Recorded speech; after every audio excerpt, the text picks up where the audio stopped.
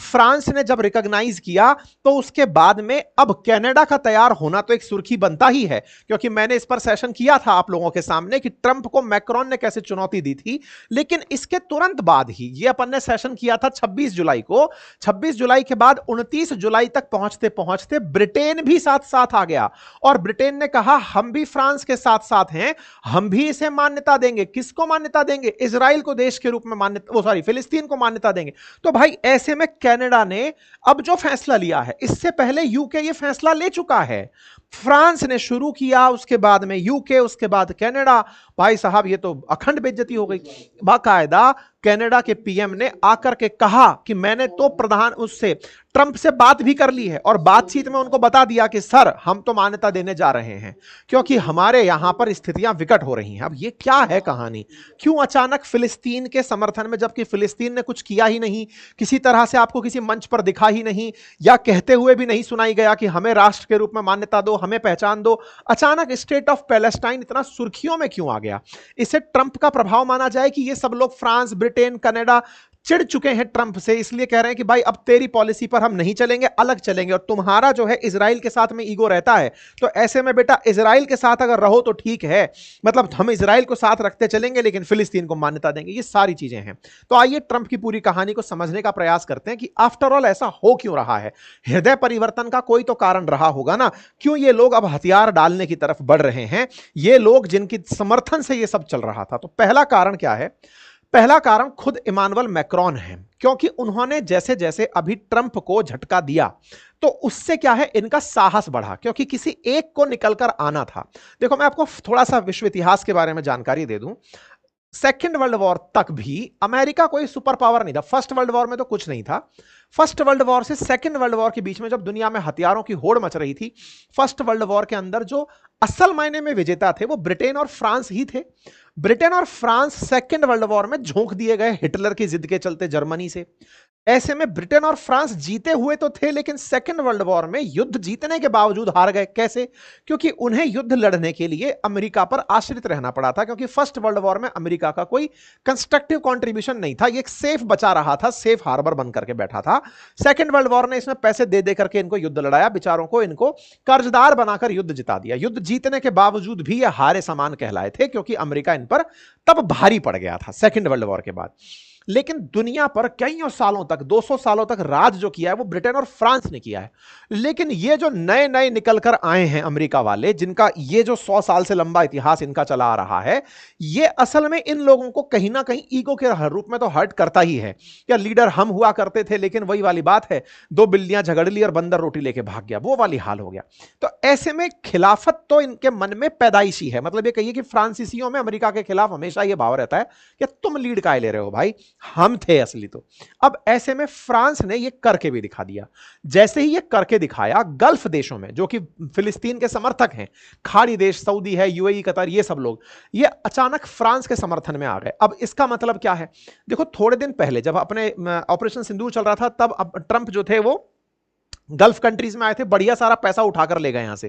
तो ऐसे में फ्रांस को लगा कि बेटा तुम तो गल्फ कंट्रीज के चहेते हो गए, हम कैसे चहेते होंगे? तो इस दाव से अचानक भाव क्या बदला कि ये सब लोग उस दिशा में चल पड़े। किस दिशा के अंदर? गल्फ कंट्रीज भी फ्रांस को रूप में रिकॉग्नाइज करने लगे कि फ्रांस तुम बढ़िया कर रहे हो भाई। अब फ्रांस तुम बढ़िया कर रहे हो, ये बात जैसे ही निकल कर आई तो ब्रिटेन और कनाडा को लगा अरे यार हम भी तो व्यापारी हैं, कल को फ्रांस वाले राफेल यहां जाकर बेच आएंगे और अपने हथियार बेच देंगे, सबमरीन बेच देंगे, तमाम चीजें फ्रांस वालों के पास सब है। ऐसे में इन्होंने कहा अपन को भी एंट्री करनी चाहिए, बाजार नहीं छोड़ना चाहिए। तो पहला तो फ्रांस ने इनको वो मोमेंटम दिया कि तुम आगे गए, आगे जाकर तुमने फायदा ले लिया, गल्फ तुम्हारे साथ आ गए, हम भी तुम्हारे साथ चल रहे। पहला कारण। दूसरा जो कारण है वो है इन देशों के ऊपर लोकल प्रेशर क्रिएट होना। देखो यूरोपियन कंट्रीज में ना, ब्रिटेन हो, फ्रांस हो, जर्मनी हो, ये तमाम जो देश हैं, ये मानवाधिकार की जो बातें करते हैं, ह्यूमैनिटेरियन ग्राउंड्स की जो बातें करते हैं, असल मायने में इनके यहां कुछ ऐसे ग्रुप सक्रिय वाकई में रहते हैं जो मानवाधिकार के नाम पर सरकार को घेरते रहते हैं। और चूंकि यहां पर पढ़ी लिखी पॉपुलेशन है, नैतिकता पर, मानवता पर बातें करती है, ऐसे में सरकार पर एक मोरल प्रेशर खड़ा होता रहता है। अभी हुआ क्या कि जो ब्रिटेन के प्रधानमंत्री कीर स्टारमर है ना, इनको इनके लोगों ने घेरा, लगभग 226 सांसदों ने। किसके लिए? इस हालत के लिए। किसकी हालत है ये फिलिस्तीन की हालत है। असल में क्या है कि फिलिस्तीन का जो गाजा पट्टी वाला क्षेत्र है वो इजराइल ने लगभग जर्जर हालत में मचा दिया है। लगभग 60,000 लोगों की अब तक जानें जा चुकी हैं और जानों के साथ साथ भुखमरी से अभी पिछले ही कुछ दिनों में 150 से ज्यादा लोगों की गोली लगने से मौत हुई है। मतलब आप विचार करिए कि वो लोग भोजन लेने के लिए कतार में थे, पुलिस ने प्रबंधन के नाम पर गोली चला दी और लोग मर गए। और वो पुलिस कौन सी थी? इजराइल की तरफ से थी, फोर्सेस इजराइल की तरफ से थी। वो लोग प्रबंधन के नाम पर उनकी भीड़ को तितर बितर करने के लिए इस तरह से काम कर दिए। तो कहा गया कि इजरायली फोर्सेस ने लगभग 1,000 से ज्यादा एड सीकर्स को, जो सहायता प्राप्त करने आए थे कि हां हमें कुछ दाना पानी मिलेगा, यूएन की एजेंसी हमें देने आई है, ऐसा यूएन ने कहा कि इस तरह से जब राशन की किट यहां पहुंचती हैं लोग टूट पड़ते हैं, लगभग लूटने के से हालात मच जाते हैं कि भाई जिंदा रहने के लिए आवश्यकता है कुछ तो दे दो। ऐसे में उन एड सीकर्स पर भी इन्होंने गोली चलाई। इस वजह से यूनाइटेड नेशंस की रिपोर्ट्स का यह हवाला जब आया तो भाई ब्रिटेन पर प्रेशर बनने लगा। कहा जाना लगा, मिडिल ईस्ट आई लिखता है कि starving child in Gaza was killed minutes after receiving aid, मतलब बच्चे को कुछ समय पहले सहायता मिली थी और उसको गोली मार दी गई। इस तरह की तस्वीरें, माल न्यूट्रिशन की तस्वीरें गाजा पट्टी से आना शुरू हुई। इजराइल किस बात पर अड़ा हुआ है कि मेरे तो इन्होंने लोग होस्टेज बनाए हुए हैं, मेरे लोग इन्होंने वापस नहीं किए, मेरे लोग वापस हमास से करवा दो। हमास कह रहा है कि वापस कर दिए तब तो ये झाड़ा लगा देगा हमारे यहां पे। अभी जब इसने यह हालत कर रखा है, भूख से बेचैन लोगों को अगर गोलियां पड़ रही हैं, तो ये सारी चीजें क्या हुई ना कि इस वजह से एक ह्यूमैनिटेरियन ग्राउंड पर इनके ऊपर प्रेशर आने लगा। तस्वीरें ऐसी आने लगी कि in Gaza mounting evidence of famine and wide stress, मतलब लोग भूख से मर रहे हैं, भुखमरी के हालात हैं। न्यूज तमाम प्रकार के हेडलाइंस बनने लगी, anger over starvation is Gaza leave Israel's increasingly isolated. और इस वजह से इजराइल दुनिया में अकेला पड़ने लगा कि भाई तुम लोगों को भूखा कैसे मार सकते हो। इसके चलते 220 एमपीज ने पैलेस्टीनियन स्टेट को रिकॉग्नाइज करने के लिए कि देखो इजराइल को अगर रोकना है, उससे कहिए कि वो गाजा के साथ में इस तरह का बर्ताव रोके, सीज फायर में उतरे।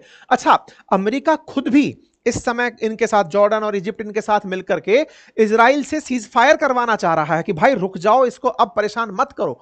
गाजा को देखते हुए इन लोगों के यहां के जो एमपी है ना, उन्होंने यूके के पीएम के ऊपर प्रेशर डाला कि आप इसको तभी रोकोगे जब इजराइल दुनिया में आइसोलेट होगा। अब इजराइल को आइसोलेट करने के लिए बोले इनको आप कहिए कि हम आपको फिलिस्तीन को मान्यता दे रहे हैं। तो इन पर यह प्रेशर आया तो ये मानने को तैयार हुए। तीसरा क्या कारण था? तीसरा कारण तो सर्वविदित है कि चूंकि इस हरकत को करने में इजराइल को सपोर्ट असल में अमेरिका करता है। अब अमेरिका कर रहा है तो अमेरिका दुनिया भर में ढिंडोरा 30 बार ये पीट चुका कि मैंने इंडिया और पाकिस्तान का सीज फायर करवाया था। तो भैया तुम अगर वाकई में करवा रहे हो तो तुम इजराइल और गाजा का करवाओ ना। गाजा अपनी तरफ से खड़ा नहीं हो पा रहा है तो कम से कम तुम ही रुकवा करके इस युद्ध को चले आओ। तुम्हारे मन में इल इंटेंशन क्या था कि तुम चाहते थे कि मैं गाजा को खरीद लूंगा, उसको साफ करवा दूंगा और उस पर अमेरिकी कॉलोनी बसाऊंगा। तुम्हारी जो थॉट है उसको तुम लागू करने के लिए हमें क्यों यूज कर रहे हो? तो असल में अमेरिका का जो चरित्र उजागर हुआ, जो ये बार बार, अच्छा, और अपने साथ में G7 कंट्रीज को रखते हुए भी उनको ये टैरिफ के बोझ से मार के चल रहा था। कनाडा को अभी भी इसने ये कहा है कि 35% टैरिफ तुम्हारे ऊपर लाद दूंगा। फ्रांस, यूके, यूरोपियन यूनियन, सबको ये कर दूंगा। यूके वाले तो चलो इसके साथ एग्रीमेंट करने में कामयाब हो गए, ईयू को एक साथ इसने टैरिफ में लाद दिया। तो कुल मिलाकर बोल तुम सगे किसी के हो नहीं, तो तुम्हारे साथ हम क्यों चल करके आए? ये सब चीजें ऐसी बनकर आई जिसने इन सबको अमेरिका का साथ छोड़ने के लिए विवश किया कि भाई कहीं ना कहीं तो अंतरराष्ट्रीय स्तर पर हम भी बताएंगे कि हम जिंदा हैं। और इसी कारण से ये तीनों हीरो अपनी राह पकड़कर आगे निकल लिए। अब सवाल यह आता है कि फिलिस्तीन को इससे फायदा क्या होगा और फिलिस्तीन का स्टेटस है क्या असल मायने में? राष्ट्र के रूप में मान्यता मिल जाएगी तो होगा क्या? देखिए, मान्यता मिलने से यही है कि अंतरराष्ट्रीय मंच पर उसको देखा जाना शुरू होगा। आप में से कुछ लोग ये जरूर कह सकते हैं, क्या हम लोग मान्यता देते हैं? जी हां, भारत उन देशों में है जो फिलिस्तीन को राष्ट्र के रूप में मान्यता देता है। इवन यूनाइटेड नेशंस के अंदर अगर 193 देश हैं तो 140 से अधिक देश यूएन के अंदर मान्यता देते हैं फिलिस्तीन को एक देश के रूप में। तो क्या फिलिस्तीन यूएन के अंदर एक देश है? आंसर है नहीं है। क्यों नहीं है? अमेरिका ने वीटो कर रखा है। ये क्या कहानी है? तो चलिए अब इसको सुनते हैं। हुआ क्या था कि फिलिस्तीन को सबसे पहले देश के रूप में मान्यता अल्जीरिया में दी गई थी। अल्जीरिया के अंदर एक बैठक हुई, फिलिस्तीन के नेता यासर अराफात वहां थे। उन्होंने कहा कि फिलिस्तीन को एक राष्ट्र के रूप में घोषणा की जाए। तो अल्जीरिया, जो कि अफ्रीका का एक देश है, उसने कहा कि हम इसको मान्यता देने के लिए तैयार हैं। इजराइल और फिलिस्तीन के रूप में उसे मान्यता के रूप में स्वीकार्यता मिली। फिलिस्तीन को जैसे ही 1988 में राष्ट्र के रूप में मान्यता मिलनी शुरू हुई, लगभग 145 देश लाइन से एक साथ चल पड़े कि चलो मान्यता देते हैं, मान्यता देते हैं, मान्यता। लेकिन फिर भी एक राष्ट्र के रूप में मान्यता प्राप्त कर नहीं पाया। क्यों नहीं कर पाया? हुआ ये, इसके बहुत से कारण है। मान्यता देता कौन है, इसके पीछे की मैं पूरी स्टोरी है, मैं वो आपको बताऊंगा। मॉन्टेविडियो कन्वेंशन क्या है जिसके आधार पर ये डिसाइड होता है। लेकिन सबसे बड़ी जो बात मानी जाती है वो ये है कि किसी देश की स्पष्ट सीमा रेखा हो, जिससे ये तय हो कि ये है ये देश। सीमा रेखा का होना जरूरी होता है। दूसरा, उसकी अपनी जब डेफिनेट सीमा, डेफिनेट पॉपुलेशन होगी, तभी तो आप कह पाओगे ना कि ये देश है। जैसे एक राज्य की अपनी आबादी, उसकी अपनी सरकार, उसकी अपनी सीमाएं और अन्य देशों के साथ उसकी संबंध स्थापित करने की क्षमता, यह आधार है मॉन्टेविडियो कन्वेंशन के अंदर कि कोई देश तभी जाकर के राष्ट्र के रूप में रिकॉग्नाइज होता है। लेकिन फिलिस्तीन के साथ दिक्कत क्या है, उसकी कोई स्पष्ट सीमा नहीं है। सीमा क्यों नहीं है? जो वेस्ट बैंक करके जगह है ना, उस वेस्ट बैंक नामक जगह पर अभी भी, जैसे ये जो मैप दिखा रहे हैं, इजराइल के साथ में जो वेस्ट बैंक जुड़ा हुआ है, जहां पर फिलिस्तीन एग्जिस्ट करता है। फिलिस्तीन दो जगह पर है, गाजा पट्टी में और वेस्ट बैंक में। वेस्ट बैंक के अंदर ही बीच बीच में लगभग 150 कॉलोनी बना रखी है इजरायलियों ने। तो क्या है ना कि वेस्ट बैंक भी अकेला संयुक्त रूप से फिलिस्तीन नहीं कहला पाता। क्यों नहीं कहला पाता? क्योंकि वो बटा हुआ है, छिद्रित हो गया है। तो सीमा रेखा ही नहीं है तो किस जगह को कह दोगे? तो इजराइल ने इस तरह से वेस्ट बैंक के अंदर भी अपने पैर पसारे हुए हैं। ऐसी गाजा पट्टी के अंदर, गाजा पट्टी के अंदर वहां जो हमास है उसको इजराइल वैसे मान्यता नहीं देता है। अच्छा, अपनी ना तो इनकी सेना है ना कुछ है, तो ऐसे में इनको मान्यता नहीं मिल पाई क्योंकि सीमा रेखा नहीं थी इनके पास। यूएन के अंदर कहानी क्या? देखो, यूएन में मान्यता प्राप्त करने के लिए सबसे पहली कंडीशन, 2/3 बहुमत से सारे की सारे महासभा के लोग माने ना माने वो तो सब अलग पार्ट है।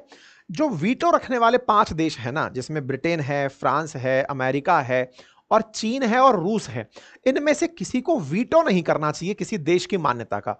अमेरिका ने वीटो कर दिया था वर्ष 2024 में। हुआ ये कि 2024 में नेशनल जनरल असेंबली, जो जनरल असेंबली है यूएन की, वहां पर यह मुद्दा उठ करके गया था कि भाई यूएन ने फिलिस्तीन को एक नॉन मेंबर ऑब्जर्वर का तो स्टेटस दे दिया है, लेकिन इसे देश का मुद्दा भी दे दो। तो अमेरिका ने कहा नहीं, हम इसको देश का मुद्दा नहीं दे सकते। तो सवाल यह कि इसका आज स्टेटस क्या है, मतलब यूएन में इजराइल, फिलिस्तीन एग्जिस्ट करता है कि नहीं? तो आंसर है करता तो है।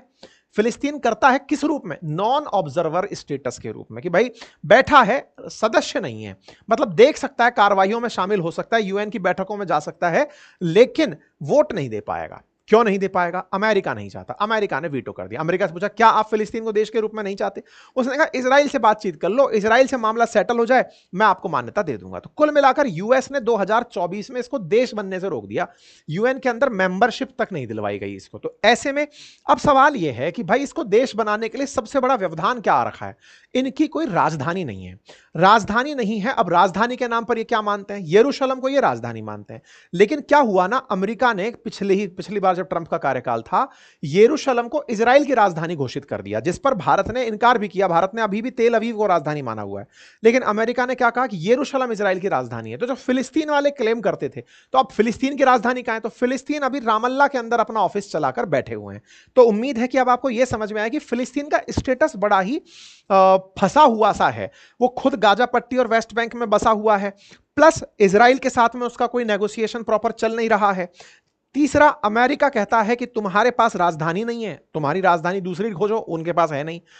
चौथा, गाजा पट्टी और वेस्ट बैंक खुद आपस में एक मत नहीं हो रखे।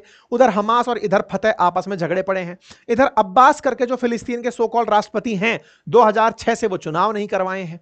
तो ऐसी स्थिति में फिलिस्तीन खुद अपने आप में बड़ा ही फंसी स्थिति में है। लगभग 35 लाख की आबादी है फिलिस्तीनियों की, लेकिन वो भी अब बहुत सी आबादी ऐसी जो वहां से निकलकर आसपास के क्षेत्रों के अंदर शरण ले ली है। इसके पीछे का इतिहास हमने पहले भी आपको बताया। तो ऐसे में इनके चलते इजराइल और फिलिस्तीन के बीच का कोई परमानेंट सॉल्यूशन आ नहीं रहा। तो अमेरिका चाहता नहीं है मान्यता देना, और ऐसे में ये सारी स्थितियों में अगर सारे देश एक साथ हो गए तो अमेरिका के ऊपर एक प्रेशर क्रिएट हो जाएगा कि भाई उसको मान्यता दो। जैसे अभी फिलिस्तीन के केस में फ्रांस जो वीटो रखता है, या इजराइल यूके जो वीटो रखता है, ये कह रहे हैं कि हम इनको रिकॉग्नाइज करते हैं। तो ये अपने आप में एक बड़ी बात मानी जाएगी। ठीक है।